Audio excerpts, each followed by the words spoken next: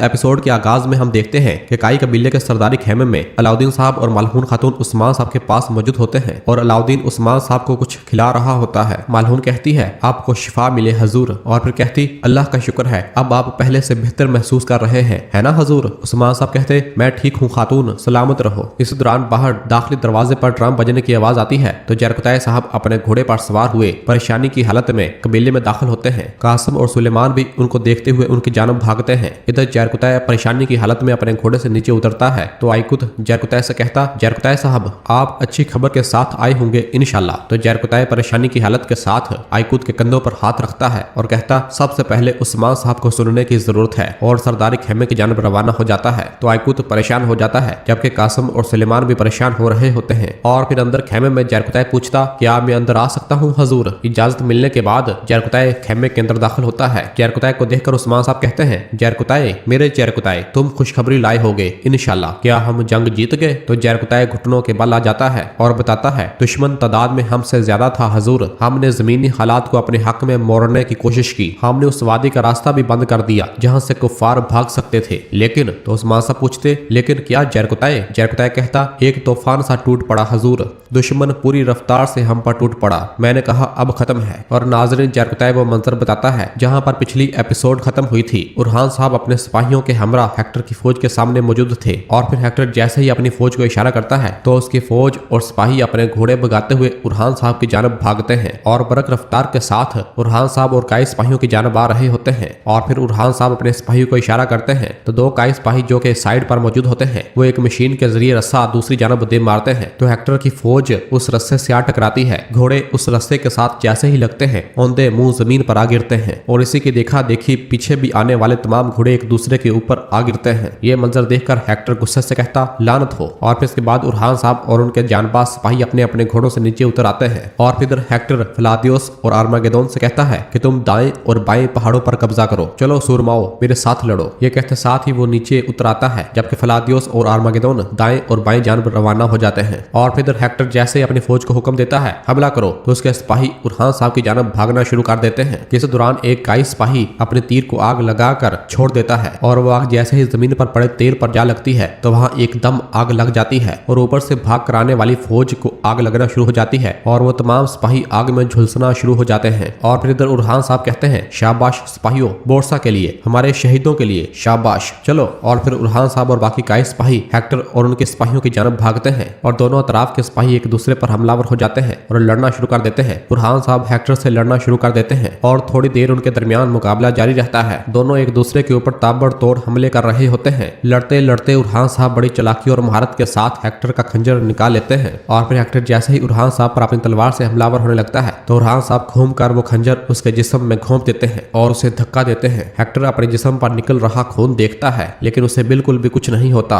और वो अपने जिस्म से वो खंजर निकाल लेता है। जबकि इधर उरहान साहब हेक्टर के सिपाहियों से लड़ना शुरू कर देते हैं और हेक्टर भी काई सिपाहियों से लड़ना शुरू कर देता है और कुछ सिपाहियों को शहीद कर डालता है। जबकि उरहान साहब भी हेक्टर के सिपाहियों को जहन्नम वासिल करते ही चले जा रहे होते हैं। और जरकुताई ये सारा मंजर उस्मान साहब को बता रहा होता है और कहता है वो ऐसे पलट कर हमला करने लगे जैसे उन्होंने अकाब के पंजों में फंसा शिकार निकालना हो। लेकिन बाएं बाजू पर शाहीन शाह साहब और औची साहब मौजूद थे, वहां भी एक तूफान उठ खड़ा हुआ और हमें वो मंजर दिखाया जाता है जब आर्मागेदोन अपने सिपाहियों के हमरा बाएं पहाड़ी की तरफ आ रहा होता है जहां शाहीन शाह साहब औची साहब अपने सिपाहियों के हमरा उनका इंतजार कर रहे थे। और फिर आर्मागेदोन और उसके सिपाही जैसे ही थोड़ा करीब आते हैं तो शाहीन शाह साहब और बाकी तमाम सिपाही अपने तीरों की बरसात उन पर कर देते हैं और तीर लगने से बहुत से सिपाही जहन्नम वासिल हो जाते हैं। और फिर आर्मागेदोन अपने सिपाहियों को कहता आगे बढ़ो, जबकि इधर शाहीन शाह साहब और उनके सिपाही भी आगे बढ़ते हुए उन पर हल्ला बोल देते हैं और उनसे लड़ना शुरू कर देते हैं। और फिर जरकुताई उस्मान साहब को बताता है उरहान साहब के पास दुश्मन के हर हमले का जवाब था। इस बार दुश्मन दाएं बाजू की तरफ मुड़ा लेकिन वहां बुरहान साहब और उनके सिपाही मौजूद थे। और नाजरीन हमें वो मंजर दिखाया जाता है जब दाएं पहाड़ी की जानब बुरहान साहब अपने सिपाहियों के हमरा ऊपर मौजूद थे और जैसे ही वो हेक्टर के सिपाहियों को देखते हैं तो कहते हैं पत्थरों को नीचे गिराओ। तो ऊपर मौजूद तमाम सिपाही बड़े बड़े पत्थर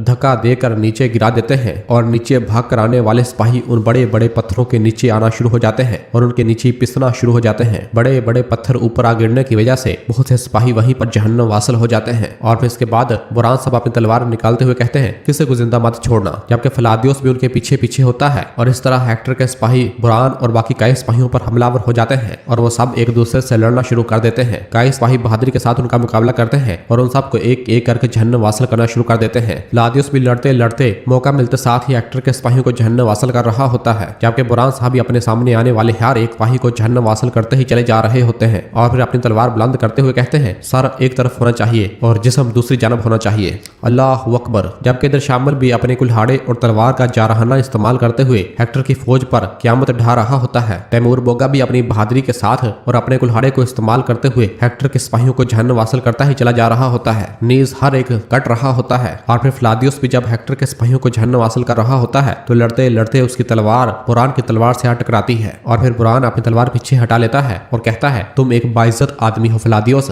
बिल्कुल अपने बाप की तरह, तुमसे यही तवक्को थी। और अपना हाथ फ्लादियोस की जानब बढ़ाता है, लेकिन फ्लादियोस उससे हाथ नहीं मिलाता और कहता अब से बाकी तुम्हारा काम है, मैं एहतियातन मंजर आम से गायब हो रहा हूँ। और ये कहकर फ्लादियोस वहां से रवाना हो जाता है, जबकि बुरहान अपना हाथ नीचे कर लेता है और फिर सिपाहियों से मुखातब होकर कहता शाबाश सिपाहियों, अभी खत्म करने के बहुत से कुत्ते मौजूद हैं। तो एक सिपाही कहता आज हम सबको दफन कर देंगे इंशाल्लाह बुरहान साहब। दूसरा सिपाही भी कहता है अल्लाह के हुक्म से। और फिर सब सिपाही अल्लाह अकबर का नारा बुलंद करते हुए आगे बढ़ते हैं।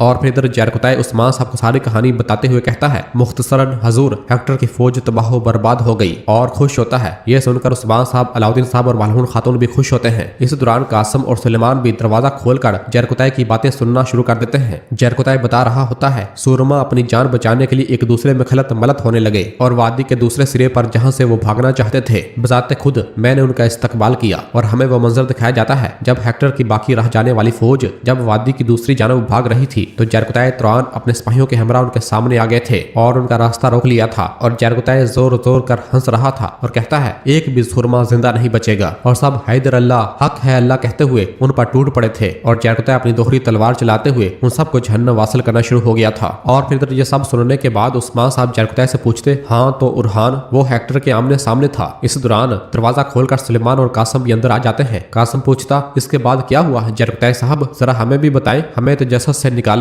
उस्मान साहब कहते मेरे पोते ठीक कह रहे हैं, बताओ जरकुताय। तो जरकुताय कहता है इसके बाद बहुत कुछ हो गया और हमें वो मंजर दिखाया जाता है जब उरहान साहब आबोताब के साथ हेक्टर की फौज पर क़यामत ढा रहे थे और आने वाले हर एक सिपाही को जहन्नम वासिल करते ही चले जा रहे थे। और इधर हेक्टर भी कुछ इक्कीस सिपाहियों को शहीद करता है लेकिन जख्मी हो चुका होता है और फिर वो वहां से भागना शुरू कर देता है और बहुत ही जल्द अपने घोड़े पर सवार होकर वहां से घोड़ा भगा ले जाता है। जबकि उरहान साहब उसे भागता हुआ देखते हैं तो वो भी फौरन घोड़े पर सवार होते हैं और हेक्टर के पीछे अपना घोड़ा भगा देते हैं। जबकि इधर शाहीन शाह साहब आर्मगेदोन और उसके सिपाहियों के साथ लड़ रहे होते हैं और शाहीन शाह साहब आर्मगेदोन से लड़ते हुए उसे जमीन पर गिरा देते हैं और उसके जिस्म पर बैठकर उस पर मुक्कों और घोंसों की बरसात करना शुरू कर देते हैं और कहते हैं मौत तुम्हारे लिए निजात है, तुम्हारे लिए मुझसे कोई निजात नहीं है। और जोर जोर कर उसे पीटना शुरू कर देते हैं। और नाज़रीन इसी जगह पर एपिसोड खत्म करते हैं। मिलते हैं बहुत जल्द अगली एपिसोड के साथ। वीडियो को लाइक कर दें और जिन दोस्तों ने अभी तक चैनल सब्सक्राइब नहीं किया वो जल्दी से चैनल सब्सक्राइब कर दें और बेल आइकन यानी घंटी वाले निशान को भी प्रेस कर दें ताकि आने वाले एपिसोड्स आपको आसानी मिल सकें। दुआओं में याद रखें। अल्लाह हाफिज।